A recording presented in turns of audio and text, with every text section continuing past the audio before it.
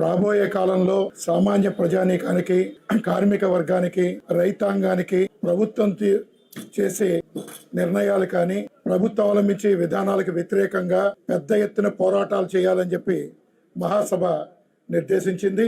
పరిశ్రమల్లో పెద్ద ఎత్తున ప్రమాదాలు జరుగుతున్నాయి. విశాఖలో కూడా మనం చూసాం. అనేక పరిశ్రమల్లో ఈ ప్రమాదాలను నివారించాలని, అలాగే ఏదైతే కార్మికులకు రక్షణ కల్పించేటట్టుగా అధికార యంత్రాంగం వ్యవహరించాలని కూడా తీర్మానం జరిగింది. మరొకటి పెన్షన్ కి సంబంధించి ఓల్డ్ పెన్షన్ స్కీమ్ ని రద్దు చేసి సిపిఎస్ పునరుద్ధరించాలని, అందరికీ కనీసం 9,000 రూపాయల పెన్షన్ ఇవ్వాలని చెప్పి, అలాగే పెన్షన్ సామాజిక భద్రత కోసం వయోవృద్ధులు వాళ్ళందరూ కూడా పెన్షన్ సౌకర్యం కల్పించాలని చెప్పి తీర్మానం కూడా జరిగింది. అలాగే ఇవాళ ప్రత్యామ్నాయ విధానాల మీద చర్చ సాగుతోంది. ప్రజలందరికీ మెరుగైన విద్య, మెరుగైన వైద్యం, ప్రజల యొక్క ఆస్తుల్ని, ప్రభుత్వ రంగ సంస్థల్ని కాపాడడం, ఈ అంశాల మీద ఇవాళ ప్రభుత్వాలు పెట్టుబడిదారుల యొక్క ప్రయోజనంగా వాళ్ళ అభివృద్ధిగా మాట్లాడుతున్నారు.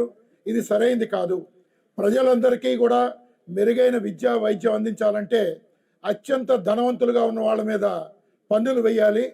అట్లా విధంగా కార్పొరేట్ పన్నుల్ని తగ్గిస్తున్నారు. కార్పొరేట్ పన్నులు పెంచడం ద్వారా ఈ దేశానికి కానీ, రాష్ట్రానికి కానీ ఆదాయం వస్తుంది. దాంతో ఇక ఉన్న ప్రజలందరికీ కూడా మెరుగైన విద్య, వైద్యం అందించాలి. ఇటువంటి అనేక ప్రత్యామ్నాయ విధానాల్ని ఈ మహాసభలు రాబోయే కాలంలో విధానాలను సూచించబోతున్నాం. వాటి అమలు కోసం ప్రభుత్వాల మీద ఒత్తిడి తెచ్చి పెద్ద ఎత్తున పోరాటం చేస్తాం. కార్మిక వర్గం యొక్క సత్తా ఏంటో భవిష్యత్ కాలంలో ఈ ప్రభుత్వాలకి చూపిస్తామని చెప్పి ఈ మహాసభలు నిర్దేశిస్తాం.